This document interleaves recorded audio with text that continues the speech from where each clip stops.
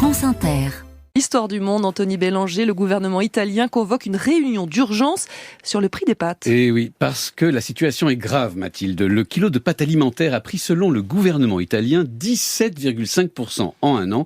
C'est plus du double de l'inflation constatée en Italie sur une année. En conséquence, le ministère des Entreprises et du Made in Italy, c'est comme ça, c'est sa dénomination officielle, a décidé de réunir d'urgence une commission d'enquête pour comprendre ce qu'il se passe.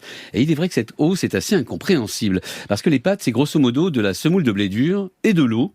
Or, en une année, le prix du blé dur sur les marchés internationaux a baissé d'un tiers. Il y a donc un soupçon de spéculation. Et qui accuse les industriels de spéculer ? Alors, les associations de consommateurs, dont une des principales, elle s'appelle Asautenti, a relevé les prix dans toutes les capitales du pays et leurs chiffres sont évidemment bien supérieurs à ceux du gouvernement. Asautenti, je vais le dire, calcule qu'en une année, l'inflation du prix pour les pâtes est plutôt de l'ordre de 25%, avec des pics à 50% dans certaines villes comme Modène.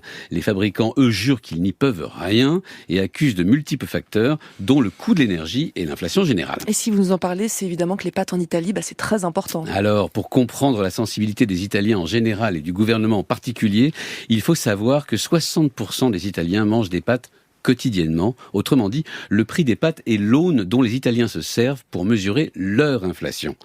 C'est si sensible le prix des pâtes qu'en 2009, le fisc italien a perquisitionné les plus grands fabricants du pays, les accusant d'entente sur les prix et les punissant d'une amende de 17 millions d'euros. Et si on compare, nous en France, ce qu'on regarde, c'est le prix du pain ? Et effectivement, chaque pays a son produit fétiche qui permet aux consommateurs de mesurer la hausse des prix. En Espagne, il existe même un indice Gaspacho. En un an, le coût de la soupe froide espagnole a cru bien au-delà de l'inflation générale qui tourne autour de 10%. Le pompon étant l'huile d'olive, plus 27% en une année. Reste tout de même l'humour des Italiens qui se moquent de cette réunion d'urgence ministérielle sur le prix des pâtes, à coups de jeux de mots sur les réseaux sociaux. Allez, je me lance, mais en français. Alors, cette inflation, gnocchi soit, qui mal y pense.